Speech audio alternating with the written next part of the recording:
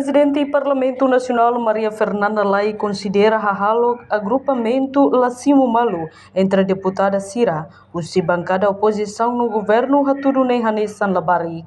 Presidente do Parlamento Nacional PPN, deputada Maria Fernanda Lai jornalista Cira, e a Palácio Presidencial Baripite Dili. Tuir Fernanda Lai halo deputada Cira, debe discutir malu ho violento ne, hanesan halo Labarik nian, enquanto deputado Cira, ne mesa kidade hotona, nula merece haturu halo infantil ne e a Parlamento Nacional. Infantilidade costuma na tete, infantil nos tete, infantil, atitude infantil. Ao sempre a tete, distinto deputado tem a distinta atitude. Por quê?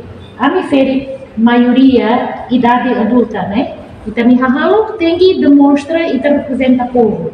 E segundo, educação cívica que o parlamento tudo vai tem população racial, mas é representante do povo bacumalu para o povo não é detida, mas também está argumento lá assim, não é atitude infantil, não é salapara.